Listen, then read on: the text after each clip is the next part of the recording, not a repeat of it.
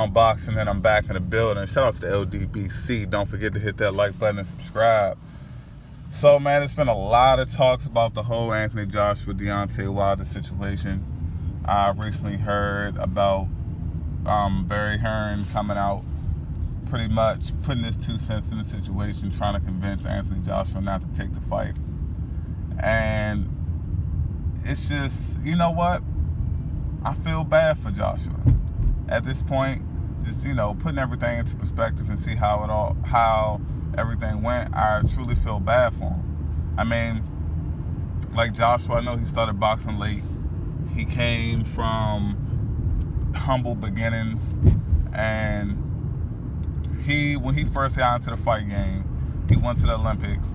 He was trying to put himself in the best position where he can take care of himself and take care of his family. But unfortunately, he signed with a snake. And now, Joshua has been pretty much the type of fighter, the type of self-promoting machine where he talks the talk, he walks the walk, he has the amateur resume, he has the look, he's a heavyweight, and he's pretty much, with the aid of his promotional company, just the fact that he's been put out there, he's been backed by Under Armour, he got the sponsorships. Like, people over there in the UK, they love him. And now with this whole $50 million offer from Deontay Wilder's camp, it seems like Anthony Joshua is in a position where he's starting to realize the reality of his promotional company. The fact that Al Heyman was able to, I can't even say scrape together $50 million, but pretty much was able to bring a $50 million offer to the table. I think it raised the eyebrow for Anthony Joshua.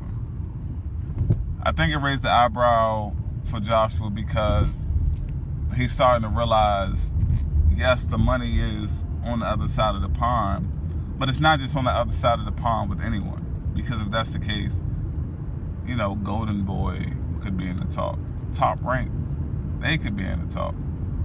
But see, Anthony Joshua realized that the money is with Al Heyman.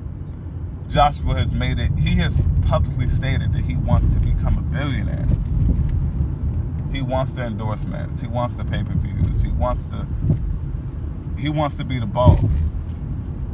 And the only other person in boxing that's close to being a billionaire, if he's not one already and we just don't know about it, is Floyd Mayweather.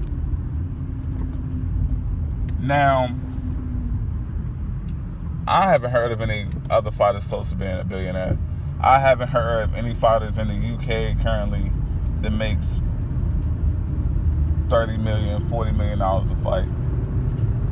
So with that being said, it seems like it only makes sense for Anthony Joshua to align himself with a person that has the ability to turn him into that type of boxing power. Now, in order to get there, he definitely has to go through Deontay Wilder. And that's something I don't believe that he's going to be able to do.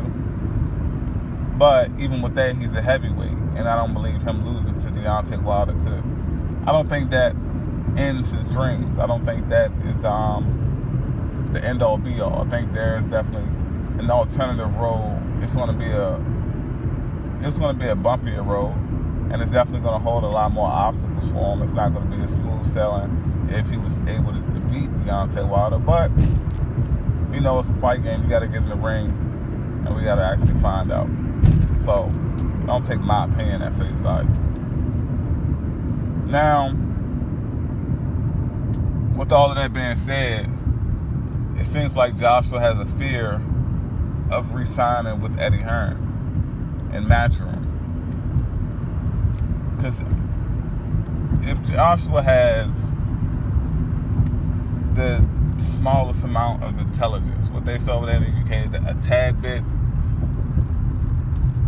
he would understand, and I truly believe that he does understand that in order for him to accomplish the financial goals that he has for himself, he's going to have to leave Matchroom. He's going to have to stop paying Matchroom the percentage that they get. He's going to have to stop allowing Matchroom to put his events together. He's going to have to put his events together.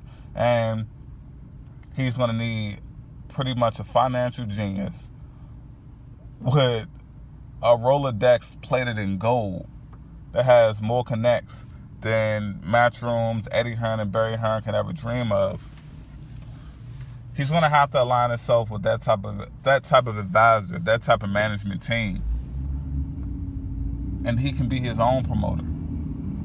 Like, I can only realize how would Eddie Hearn feel if Joshua said, or what would Eddie Hearn's response be if Joshua said, I want to start AJ Promotions and I want to promote my own fights. I'll pay you a management fee. Eddie Hearn wouldn't want that. So I'm just trying to understand, Anthony Joshua, how in the hell did you plan on accomplishing this goal without becoming your own boss? It's impossible. Now, when it comes to the whole Deontay Wilder fight, I'm glad things are playing out the way that they are playing out, because it exposes the bullshit from Eddie Hearn. It exposes it and basically tells Joshua that Eddie Hearn has Joshua's best interest at heart as long as Joshua is doing what Eddie Hearn wants him to do. Now, if AJ checks all the boxes that Eddie Hearn wants, that's synonymous with Eddie Hearn having Joshua's best interest at heart. But the moment Joshua stops talking about he wants to be a billionaire and he starts to put that into action, Eddie Hearn is on a turn. Like, I was watching the Big Homie Black Fight Fan TV, his video, and he called it straight. He said the moment Anthony Joshua decides that he wants to take this fight and Eddie Hearn is only limited to his promotional fees, they're going to drag him. But the thing about that is, if Anthony Joshua is smart, and if him or his personal team, not the people that are loyal to Eddie Hearn, the people that are loyal to Anthony Joshua, they need to check out these videos and just be proactive. Like, I know Joshua got some guys on payroll. Just be proactive and have Anthony Joshua align himself. Have him align himself with someone that can get in front of all the bullshit that could possibly be coming his way the moment Eddie Hearn decides to turn his back on him. Now, at the end of the day, well, when it comes to this situation, I'm rooting for Deontay Wilder to win. But I still like Anthony Joshua. Don't get me wrong. Now, at the end of the day, Anthony Joshua, he's still a brother, and I'm going to treat him accordingly. Yeah, he may be having some questionable moves now. He may not be moving how a heavyweight champion should be. But at the end of the day, he's still a brother. And I know a lot of his behavior is because he's currently aligned with Eddie Hearn.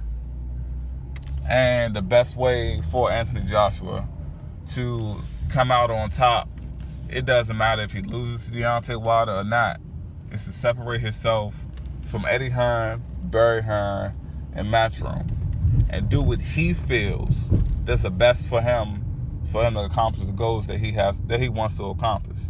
That's just my take on it. This is Nino Brown Boxing. Shout out to the LDBC, and I'm out.